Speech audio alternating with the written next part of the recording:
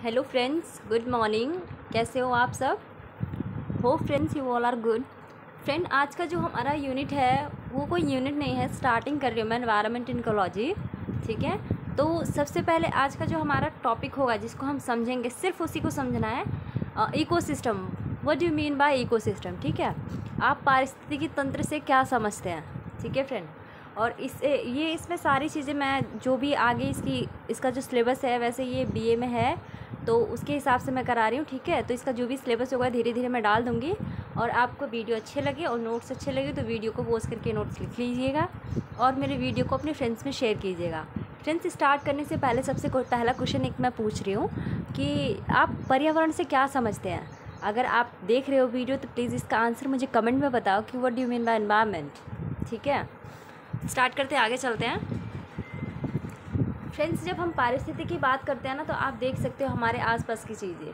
ठीक है, अब इसमें होता क्या है? ठीक है, तो आगे चल के हम बहुत सारी चीज़ें पढ़ने वाले हैं, तो स्टार्ट करते हैं। देखो इसमें what do you mean by पारिस्थितिकी तंत्र। ठीक है, तो सबसे पहले हम इसमें पढ़ेंगे इस शब्द का इस्तेमाल सबसे पहले किसने किया, इनका मतलब क्या है, इसकी फीचर्स क्या है। ठीक है फ्रेंड, स्टार्ट करते हैं। पारिस्थितिकी जीव विज्ञान की एक शाखा है जिसमें जीव समुदाय और उनके वातावरण के मध्य पारस्परिक संबंधों का अध्ययन करते हैं। सी फ्रेंड्स, अब इसमें आप वनस्पति ले लो, वनस्पति है चाहे जीव जंतु हैं। ठीक है, जीव जंतु, मिट्टी, ठीक है, इसके अलावा मिट्टी। ठीक है, तो हम इनका जो परस्पर जो संबंध होता है ना, हम इसी का अध्ययन करते हैं पारिस्थितिकी में। लेकिन पहले ये एक संकीर्ण दृष्टि से ठीक था। ठीक है, संकीर्ण था, बट अब इसका जो एरिया है वो बहुत व्यापक हो गया है। व्यापक का मतलब क्या है, अब इसमें सिर्फ हम वनस्पति, जीव या मिट्टी को नहीं बल्कि मानव को और उसके भौतिक समाज को भी, मानव समाज और उसके भौतिक चीज़ों को भी पढ़ते हैं। ठीक है फ्रेंड, तो ये पारिस्थितिकी की बात हो रही है। ठीक है, आगे देखो। स्रोत्र के अनुसार पारिस्थितिकी शब्द का सर्वप्रथम 1865 ईस्वी में रेटर ने किया था।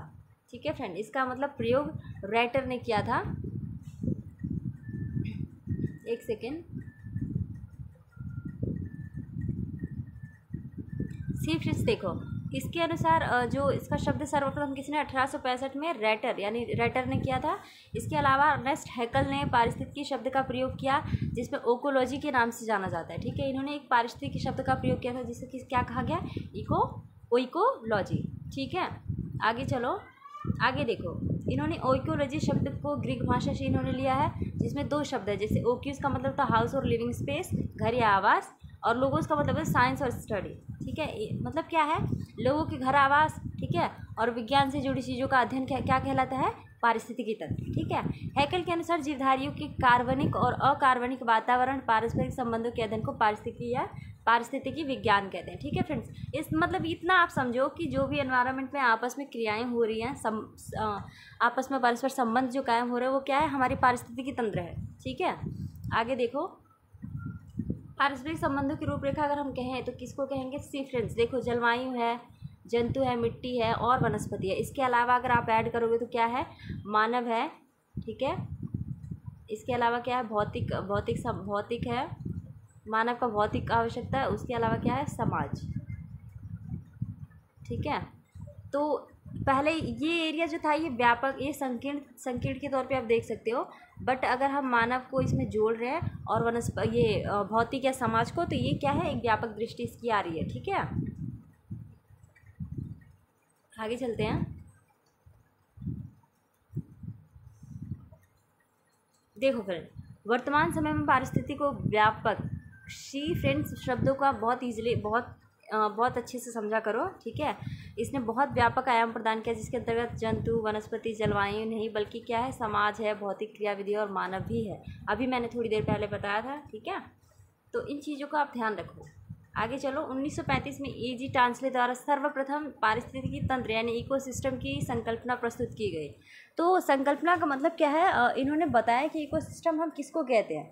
ठीक है, जैसे कि इन्होंने इनके अनुसार क्या था कि पारिस्थितिकी तंत्र भौतिक तंत्रों का एक विशेष प्रकार होता है। ठीक है, जिसकी रचना जैविक और अजैविक घटकों से होती है, बायोटिक और अबायोटिक। ठीक है फ्रेंड, से रचना होती है। मतलब पारिस्थितिकी की रचना किससे हो रही है, अगर मैं पारिस्थितिकी की बात कर रही हूँ, ठीक है, तो इसकी रचना किससे हो रही है, जैविक से और अजैविक से। ठीक है, जैविक और अजैविक, इनके बीच की आपस की जो परस्पर क्रियाएं हैं इनको क्या बोला जाए, कहा जाता है पारिस्थितिकी तंत्र। ठीक है, आगे चलते हैं। अब देखो फ्रेंड, पारिस्थितिकी तंत्र की विशेषता। तो पारिस्थितिकी तंत्र जीवमंडल में एक सुनिश्चित क्षेत्र धारण करता है। ठीक है, जीवमंडल, भाई कमेंट करके बताओ जीवमंडल क्या होता है। ठीक है, मैं तुम्हें एक बात बता देती हूँ क्या है ये जीवमंडल क्या है, देखना आप। जैसे कि मिट्टी है, ठीक है, सेकेंड मिट्टी, ठीक है, और उसके अलावा आप शैल बोल सकते हो, शैल, इसके अलावा जल, ठीक है, इसके अलावा आप वायु को बोल सकते हो। इन्हीं की ये पतली लेयर है। ठीक है, मिट्टी, शैल, जल, वायु की ही एक पतली परत है। ठीक है, जो पृथ्वी के आवरण मंडल के रूप में व्याप्त है। ठीक है, इसी को पारिस्थितिकी तंत्र कहते हैं। अगर हम इसका एक डायग्राम बनाते हैं तो देखो मिट्टी, शैल, जल, वायु का, तो आप ऐसे बना सकते हो, लाइक जैसे कि ये है, यहाँ पे करते हैं। जैसे मान लो ये आपका जीवमंडल है। ठीक है क्या है ये, ठीक है, देखो इसमें क्या है, जीव, ठीक है फ्रेंड, इसके अलावा शैल, इसके अलावा मिट्टी, ठीक है, इसके अलावा वायु। फ्रेंड्स, इसकी जो इन्हीं की पतली परत है क्या, जीवमंडल। ठीक है, इन्हीं की जो जीव है, शैल है, वायु है, मिट्टी, इनकी एक पतली लेयर है जिसने जीवमंडल को बनाया है और इसके चारों आवरण को व्याप्त कर रखा है। ठीक है, और इसी को हम क्या कहते हैं, पारिस्थितिकी तंत्र। और जिसमें इसी में लिविंग ऑर्गेनिज्म, जो जीवमंडल है इसी से क्या है, लिविंग ऑर्गेनिज्म यानी जीवित जीव संबंधित है। ठीक है, यह मंडल जीवों का भरण पोषण भी करता है। और जैव मंडल एक आधारभूत गृह्य तंत्र यानी बेसिक ग्लोबल सिस्टम है जिसके जैविक यानी बायोटिक और अजैविक यानी अबायोटिक दो संगठक होते हैं। ठीक है फ्रेंड, समझ गया ना। ये क्या है, मिट्टी, शैल, जल, वायु की एक पतली परत है जो चतुर्वेदिक आवरण में मंडल में व्याप्त है, जिसको पारिस्थितिकी तंत्र कहते हैं। इसी के अंतर्गत लिविंग ऑर्गेनिज्म संबंधित है जो जीवों का भरण पोषण करता है। और ये क्या है, एक बेसिक ग्लोबल सिस्टम है जो जैविक और अजैविक दोनों संगठक होते हैं। समझ गया आप लोग कि वायुमंडल, जीवमंडल किसे कहते हैं। अरे जीवमंडल आप देख लो, वायुमंडल, स्थलमंडल, इन सबको मिला के जीवमंडल बनता है। ठीक है, सबसे लास्ट एरिया।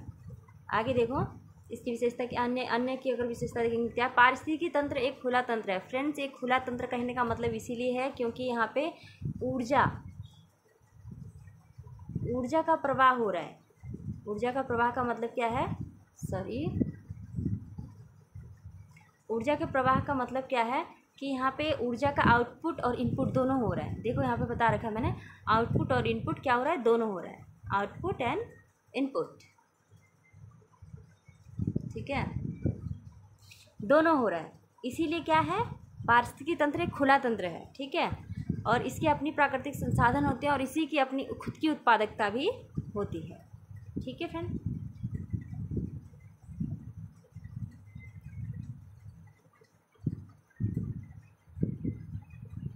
तो फ्रेंड्स आज का जो है इकोलॉजी, मैंने सिर्फ इकोलॉजी शब्द को समझाया है। ठीक है, इसके अंदर मैंने थोड़ा सा जीवमंडल बता दिया।